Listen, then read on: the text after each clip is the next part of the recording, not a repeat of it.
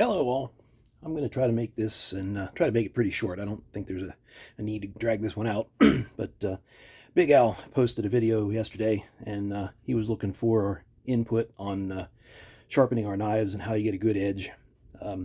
I've been able to use a stone and freehand and get a serviceable edge, but this Lansky sharpening system is by far the best that I've found to get a good consistent edge and a good sharp knife that lasts a long time. Now, this was actually my uncle's, and I took possession of it when he passed, and I don't know how long he's had it, but I'm assuming for quite a while. Now, my other uncle used to sharpen my knives for me whenever they needed done with a set just like this. And there's something I'm going to talk about with the knife that Big Al was working on. It was a Tanto style blade, and it's my feelings, my belief that this is probably the best way to get this edge, because you want this and you want it to come to an angle here. You don't want that rounded off, because then you kind of lose the Tanto effect, and this will do it, and I'll show you how. Let me get it opened up. What you get with this kit, or at least with this one, I don't know what they've done differently as far as any updates. You get 5 different stones from extra coarse, looks like a 70, to coarse 120, medium 280, fine 600, and ultra fine 1000 to make a real polish. You get this little clamp that you place either, well, I like to put it in my vise. That's the best way it works for me. And using these bolts, put your knife blade in this little clamp, and by turning that thumb screw, you get a good clamp. And then up on the sides, the uprights, you can get a 17-degree angle, 20 degree, 25, or 30, depending on your application, depending on how razor sharp you want it for a limited period, or a little bit less razor sharp but a good stout edge that's going to hold up really well. So you put these rods into the stones, put your blade in here, a couple of passes, and you get a pretty nice edge. So let me get it put together, set up in the vise, and then I'll come back to you. All right, I've loaded the clamp up in my vise. I like to keep it nice and low. There's less chattering around and such. I've got the rod inserted into the plastic stone handle, whatever you want to call that. Got a little bit of oil on the stone, and I usually choose 25, maybe sometimes 20, or when you lay this down on here and look from the side, you can get a pretty good idea what the factory angle was and sort of mimic that. So sometimes just using straight strokes, sometimes back and forth. Just I see what feels good, what seems to be working. Sometimes I do a little circling to try to get things just right. Now, I take breaks and I wipe down that edge, and when you're flat on it, it'll be a smooth edge. If you've got more of an angle one way or the other, you'll actually start to see a dividing line. And I think this is pretty much right on here at 25, so we're going to keep going with that.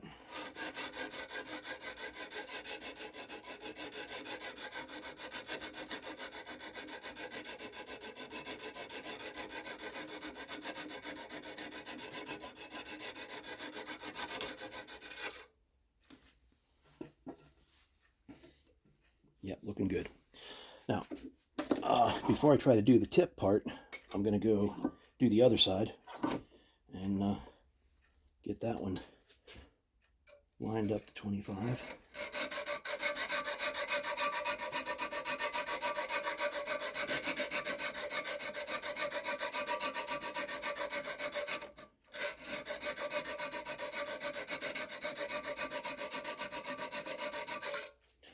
I'm sorry, I know that's probably a horrible noise on video.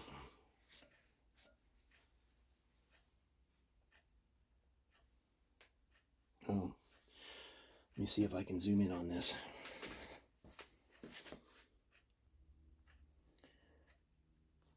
So here's a real good example. If you can see that slight dividing line right in the middle.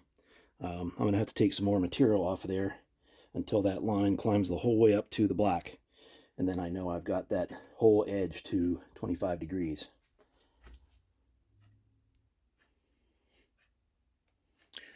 All right, I got that taken down to where I needed to. And before I move this, I'm going to go ahead and run down through the next two stones. This is the medium, and I'm really not going to go much more than the next. I'll do a little bit of stropping once the whole thing's done. But once you've got that meat ground off of there and established that good 25 or 30 degree edge, whatever you wanted, it doesn't take much with the remaining stones to get where you want to be.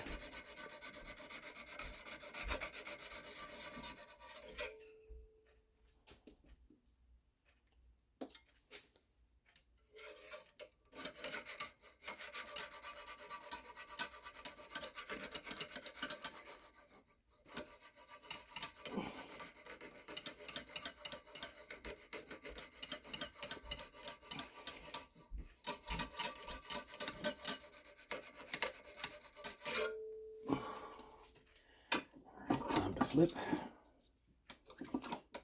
and I'll be back in a second. All right, you'll see that I've repositioned the blade in the clamp.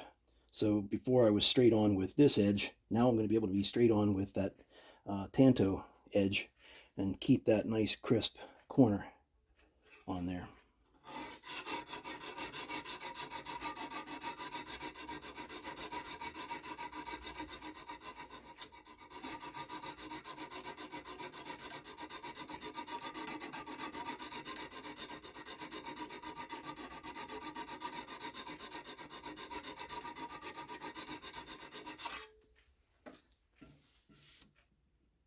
Yeah, good, looking good. Now I've flipped it over, and I started working on this side already a little bit, and I'm getting just the littlest bit of brightness on the bottom edge, so I know I'm taking meat off the top. I just got to go a little bit more to get that bottom so that it shows that it's been ground.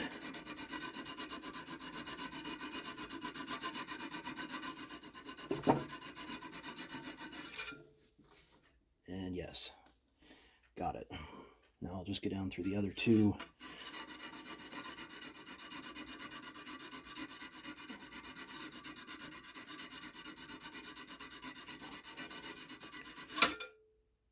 Medium. Now fine.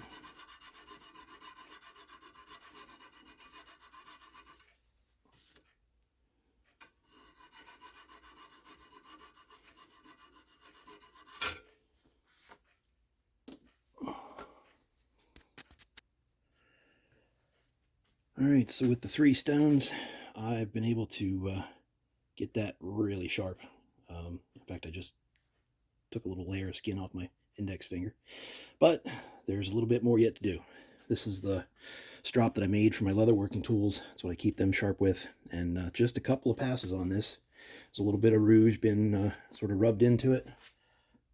And it doesn't actually matter if it's a perfect angle, because really what you're doing here is polishing more than sharpening or removing metal. I'm going to do the tip portion first, and then I'll do the main part of the blade. I'm trying to look a little awkward because I'm trying to stay in camera, and well, this little opening stud is not helping matters. It's making it hard to get in there on that bottom part of the blade. I was having the same issue with the the stones. All right. I hope that's coming out. Let's see if we can get in a little closer.